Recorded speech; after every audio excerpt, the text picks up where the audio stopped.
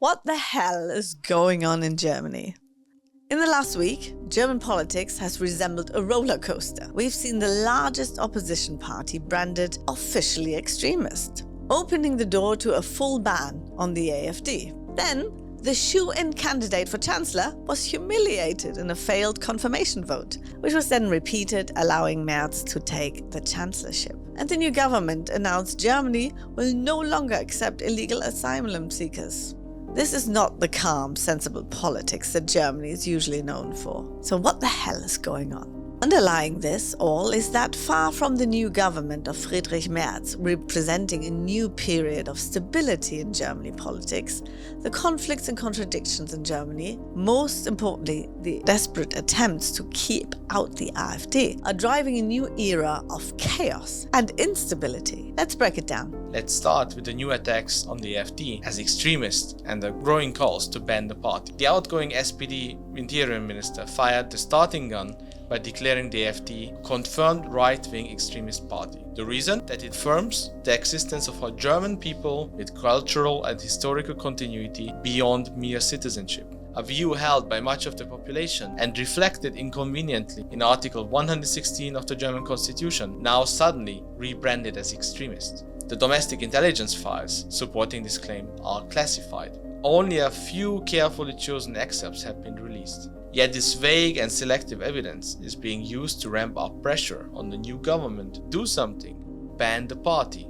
The CDU under Merz is still wavering, but with each fresh poll showing AfD gains and CDU decline, calls for prohibition grow louder, especially as the razor-thin majority that elevated Merz on a second ballot shows signs of buckling. In Berlin, the machinery of a ban is quietly being readied, even if no one can say whether it would stand up in court. But even if the attempt is a blatant attempt to corrupt the political process through the use of the intelligence agencies, it has hugely important consequences. Now, there are serious calls to ban the AfD, banning the largest opposition party and by many polls the most popular party in the country. It would be almost unprecedented in German and European post-war history.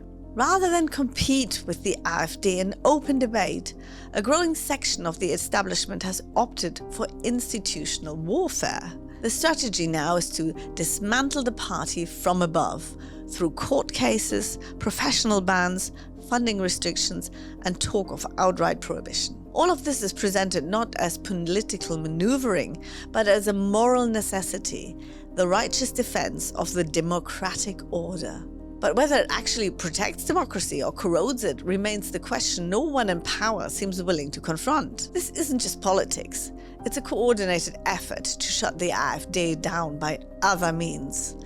Banning the party, excluding its members from public office, cutting off its public funding, all of it justified as defending democracy. A whole network of sympathetic journalists, NGOs and politicians is working to build this narrative.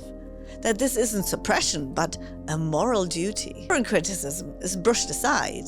When US Secretary of State Marco Rubio called out these tactics, CDU MP Roderich Kiesewetter fired back, comparing the American government to Hitler's regime and demanding a new Churchill to stop it. The irony was almost too perfect. Germany, haunted by its past, now sees itself as democracy's guardian, not through persuasion or debate, but by silencing its opponents and those it deems dangerous, and not against domestic authoritarians, but against its own allies. Merz's rocky start is not just the outgoing government who are caught in the AfD's shadow. The new government of Friedrich Merz is also haunted by the success of Germany's new opposition. Merz was set to be confirmed in the parliament as the new chancellor, but something happened that had never happened before in Germany's post-war history. The vote for a new chancellor failed. Merz was stabbed in his back by his coalition partners, possibly some of his own party. Why? The reason is that Merz was one of the weakest chancellor candidates in recent times. Despite the fawning of the Brussels press, who cast him as the savior of Europe, he was elected with a whimper, receiving only 28% of the vote, and determined above all else to never work with the AfD, he was forced into a coalition with the centre-left SPD. Immediately he capitulated to their demands. Incredibly, he then amassed a coalition, including the SPD, to raise Germany's debt limits, to provide funds for the huge spending demanded by the SPD,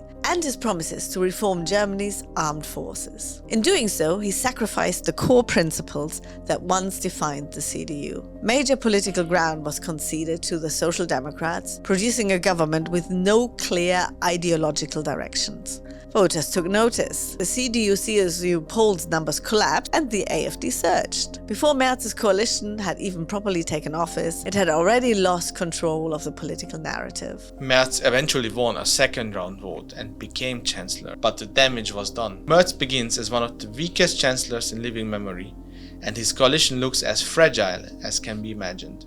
Then what does this have to do with the new border restrictions?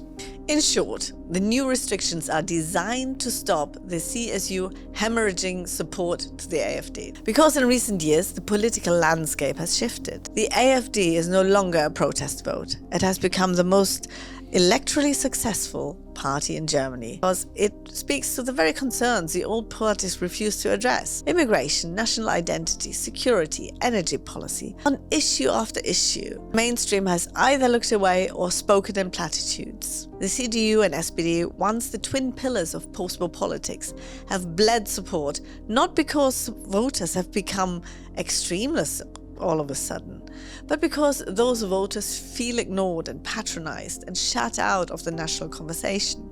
The Christian Democrats have tried to adapt. They have edged rightward on migration in an attempt to win back voters. More important than giving the people what they want is still keeping out the AfD.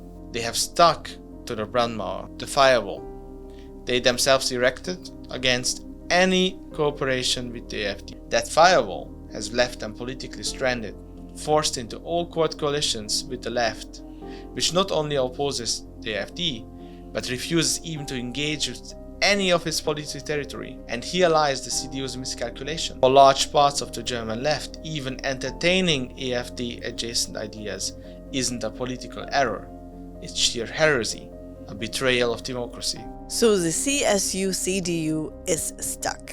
Each time it takes action on migration, it enrages its partners on the left. Each time it dithers, it loses even more support to the AfD. This is a recipe for chaos. Grip of the old parties in Germany's political system is coming to an end. In the meantime, watch out as the political center tries to ban the opposition and pull the wool over our eyes with fake promises in migration and the economy. The Germans' fear of losing their democracy is justified, but its greatest threat is no longer the far right or the far left, but the government's own fear of the German people.